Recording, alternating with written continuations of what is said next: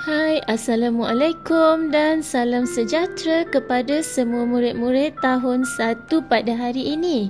Pada hari ini kita akan belajar mata pelajaran Bahasa Melayu menggunakan buku teks Bahasa Melayu muka surat 49.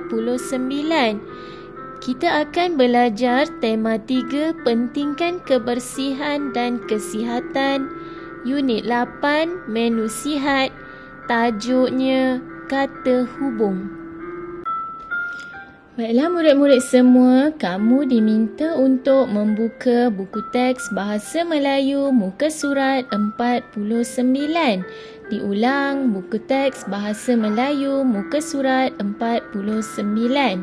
Hari ini kita akan meneliti gambar yang diberi, baca ayat dengan sebutan yang betul dan intonasi yang sesuai. Kemudian kita akan lengkapkan ayat dengan kata hubung yang sesuai. Murid-murid semua, sebelum itu bijak bahasa kita pada hari ini ialah kata hubung. Apa itu kata hubung? Kata hubung ialah kata yang digunakan untuk menggabungkan beberapa ayat menjadi ayat yang lengkap. Contoh kata hubung ialah dan, atau, tetapi, sambil. Kita lihat kata hubung yang pertama. Kata hubung yang pertama ialah dan. Dan digunakan untuk menggabungkan dua perkataan atau ayat yang sama. Contohnya, Siti dan adik makan aiskrim. Kata hubung yang kedua ialah atau. Atau digunakan untuk menyatakan dua pilihan. Contohnya, Siti hendak makan ayam atau ikan. Kata hubung yang ketiga ialah tetapi. Tetapi digunakan untuk mencantumkan dua perkara yang berbeza. Contohnya, Siti suka makan aiskrim tetapi adiknya suka makan roti. Kita lihat kata hubung yang seterusnya, iaitu sambil. Sambil digunakan untuk mencantumkan dua perkataan pada masa yang sama. Contohnya, Siti menyapu sampah sambil mendengar lagu.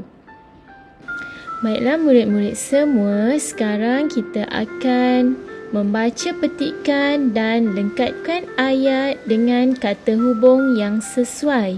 Ingat lagi kata hubung yang tadi, kata hubungnya ialah dan, atau, tetapi. Sekarang kita akan baca. Cikgu minta kamu baca bersama-sama cikgu. Ibu Rizal gemar memasak. Masakan ibunya lazat dan berkhasiat. Rizal suka makan lauk ikan tetapi abangnya pula suka lauk ayam. Ibu mereka selalu menggoreng ayam atau membakar ikan.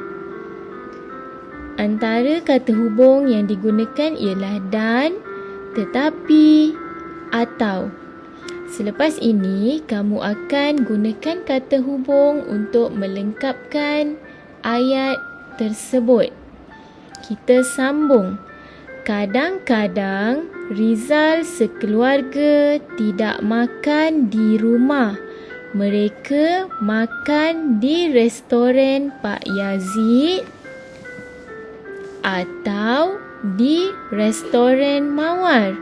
Walaupun makanan di situ murah tetapi berkhasiat.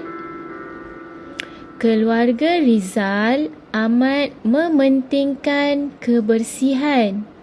Mereka memilih tempat makan yang cantik dan bersih.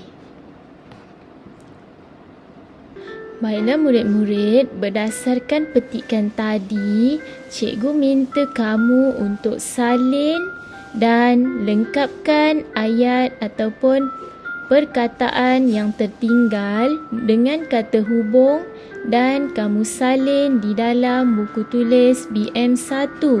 Tulisan kamu mestilah kemas dan cantik. Sekarang tibalah masanya untuk kamu membuka buku aktiviti Bahasa Melayu Jilid 1. Diharap semua telah bersedia dengan buku aktiviti masing-masing. Baiklah murid-murid, sekarang kamu diminta membuka buku aktiviti muka surat 54. Tugasan kamu ialah kenal pasti kata hubung, kemudian lengkapkan ayat dengan kata hubung yang sesuai. Kata hubung yang akan kita gunakan ialah dan, atau, tetapi. Mari kita lihat soalan yang pertama. Ganesh makan roti, tetapi adiknya makan biskut. Kita lihat soalan kedua. Tembikai dan betik kaya dengan vitamin. Kek pandan itu murah, tetapi sedap. Masakan Ibu Rizal ringkas, tetapi berkhasiat. Fahmi tidak pasti hendak minum air soya atau air tebu. Baiklah murid-murid semua, sekarang kamu diminta untuk membuka buku aktiviti Bahasa Melayu muka surat 55. Kamu akan teliti gambar yang diberi, kemudian baca ayat dan lengkapkan tempat kosong dengan kata hubung yang sesuai. Kita baca arahannya, lengkapkan perenggan dengan kata hubung yang sesuai. Antara kata hubung yang diberi ialah dan, atau, tetapi. Sebelum kita membacanya, kita lihat dulu gambar yang diberi. Di dalam gambar ada dua orang, iaitu Azrin dan Azran. Apa yang mereka sedang lakukan? Mereka sedang berbincang tentang kedai makan yang mereka hendak pergi. Jadi sekarang kita baca dan kita akan cuba lengkapkan dengan kata hubung yang sesuai pada tempat kosong yang diberi. Tempat makan yang bersih penting. Azrin dan Azran mengambil berat tentang hal ini. Mereka berbincang sama ada hendak makan di restoran Pak Mustafa atau di restoran Zaidah. Restoran Pak Mustafa kecil tetapi bersih. Restoran Zaidah pula besar dan cantik. Akhirnya mereka memilih restoran Pak Mustafa. Azrin suka makan nasi ayam, tetapi Azran suka nasi berlauk. Azrin akan memilih ayam panggang atau ayam kukus. Azran pula memilih lauk yang kurang berminyak. Baiklah murid-murid, sekarang kamu boleh lengkapkan di dalam buku aktiviti kamu muka surat 54 dan 55. Cikgu minta supaya kamu tulis dengan ejaan yang betul dan tulisan yang kemas. Murid-murid semua sila hantar tugasan yang telah siap ke dalam Google Classroom kamu. Tugasan kamu hendaklah ditanda dengan mark as done atau hand in. Jumpa lagi dalam sesi pembelajaran yang akan datang. Sekian,